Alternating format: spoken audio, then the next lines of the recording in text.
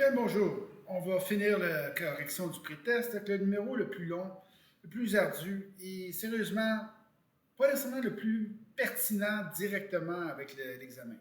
On n'aura pas un numéro aussi haut que ça dans l'examen, c'est un peu abusif. Par contre, la beauté de ce numéro-là, c'est que ça couvre beaucoup de thèmes et de matières qui vont revenir à l'examen. Okay? Donc, c'est une grosse pratique, un peu plus musclée que ce qu'on est habitué de faire. Donc, si on commence, le numéro 4, en passant, si vous avez sauté la partie 1, j'ai fait le numéro 1, 2, 3 et 5 à la partie 1. Je fais juste le numéro 4 dans cette partie-ci. Okay? Le numéro 4, on prend 2 points dans la table de valeur de l'humérus d'un homme. J'ai pris les deux premiers parce que pourquoi pas. Okay? Donc, première étape, calculer le A, Y2 moins Y1 sur X2 moins X1. C'est-à-dire 168,61 moins 159,7 sur 32 moins 29. Si vous faites correctement vos calculs, ça devrait arriver 2,97. OK? Le deuxième étape, trouver le B. OK? On prend n'importe quel point. Prenons 168,61 moins 2,97 fois 32 devrait donner environ 73,57. Donc, la troisième étape, Y va être égal à 2,97x plus 73,57. Bon, on va garder ça de côté parce que pour le numéro B, on va avoir besoin de cette formule. Okay? On vient de bord, on va aller finir le numéro A. Le numéro A, 2 points dans le graphique du radius des femmes. Les points sont identifiés sur le graphique, tu n'as pas besoin de faire la lecture, ils sont déjà là. Moi, j'ai pris les deux premiers points parce que, pourquoi pas. 1. Y2 moins Y1 sur X2 moins X1, 151,1 moins 112,3 sur 20 moins 10 devrait donner environ 3,88. Le B, Y moins A fois X. On prend n'importe quel point, on prend le premier, 112,3 moins 3,88 fois 10. Ça devrait être égal, si vous calculez bien, 73,5. OK. Pour le B. Le B, tout ce qu'on a à faire, ici, c'est de prendre les... Oh, excusez-moi, j'ai oublié la troisième étape.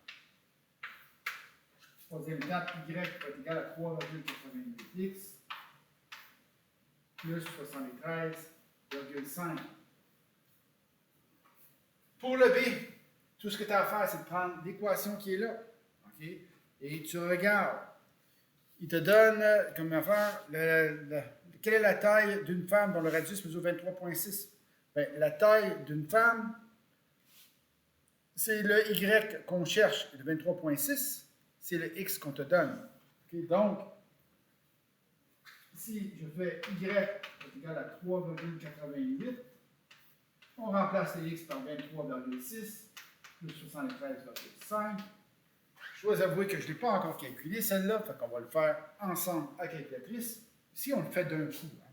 On fait 3,88 fois 23,6 plus 73,5 égale, d'un coup, ça donne 165,068 centimètres. Donc, ça, c'est la réponse. Pour le deuxième, aussi, je n'ai pas calculé. OK? On regarde encore. La taille de l'homme, dont l'humérus mesure 35,8. Bien, la longueur de l'humérus, 35,8. c'est un x. Okay? Donc, tout ce qu'on a à faire, c'est remplacer x dans l'équation qu'on vient juste de trouver. Y est égal à 97 fois, la mesure c'est 35,8 plus 73,57. Alors là, tu le fais sur ta calculatrice. 2,97 fois 35,8 plus 73,57. C'est un beau égal. Ça devrait donner 179,896 cm. Donc, ça c'est pour A et B. Le A était compliqué, mais quelque chose que vous êtes habitué de faire. On prend 2 points, on fait l'étape 1, l'étape 2, l'étape 3, on trouve l'équation. L'étape 1, on trouve le taux de variation. L'étape 2, l'ordonnée à l'origine. L'étape 3, on écrit l'équation. À partir de l'étape 3 et des données qu'on te donne, là, à ce moment-là, on résout. Dans ce cas-ci, c'était facile. On te donnait les X, tu te pluguais dans la formule, et voilà, tu avais la réponse pour les Y. Le C, et le C, c'est le dangereux qu'on va faire parce que D et E, comme je l'ai dit, puis c'est supposé être barré, vous ne le faites pas. Le C, on va chercher la longueur du tibia d'un homme si sa taille est de 168 cm. Le problème là-dedans, c'est qu'il faut que tu ailles chercher ça dans le tableau en haut de la page. Okay? Le tibia, étant donné que c'est T, pour le C, le premier, la formule, c'est 81,69 plus 2,39T. Et on a dit que ça, c'était égal à 168. Okay? On veut chercher T. Donc, comme si on voulait chercher X. On fait le même principe. On met les unités d'un côté, les variables de l'autre. Donc, 2,39T. Ici, c'est 168. Vu qu'on fait les opérations inverses, on va soustraire. Ça peut donner 2,39T va être égal à 168 moins 81 et 6,31.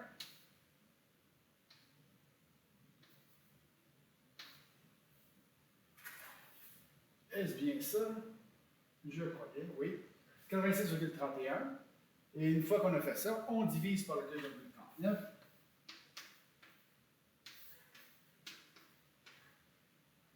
Ton tibia est égal à 36,11.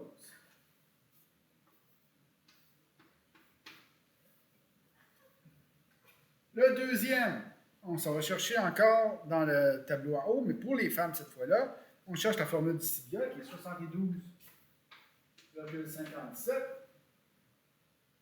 plus, excusez-moi, je ne connais pas par cœur, 2,53T qui va être égal à 1,35 m, qui veut dire 135 cm.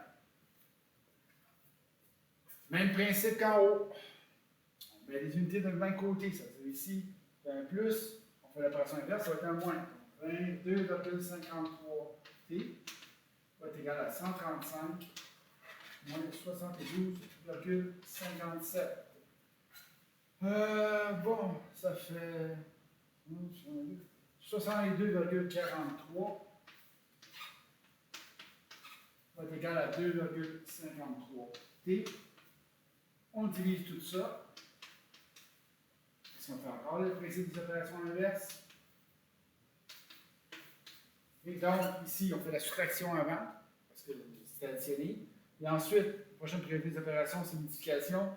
Bien, on fait l'opération inverse qui est divisée. Tu divises par 2,53, devrait donner 24,68 cm. OK, comme j'ai dit, D et E, on ne le fait pas.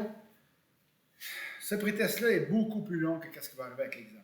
Okay? Mais il est une excellente pratique pour justement vous préparer à l'examen. Pas nécessairement par les numéros, mais par la technique. On marque encore une fois, qu'est-ce qu'on a vu en tout? Un, on a vu les propriétés des fonctions. Ça, il va y avoir une question, un choix de réponse, c'est sûr. 2, on a vu un numéro sur les variations inverses.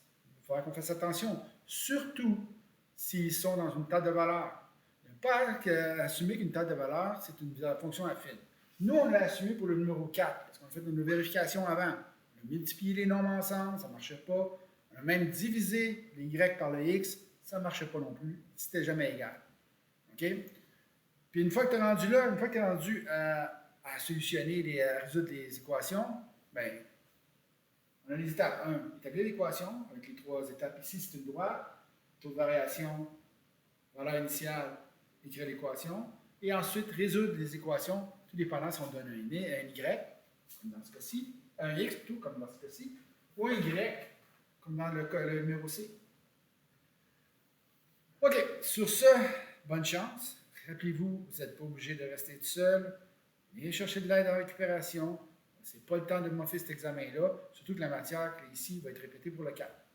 Bonne chance!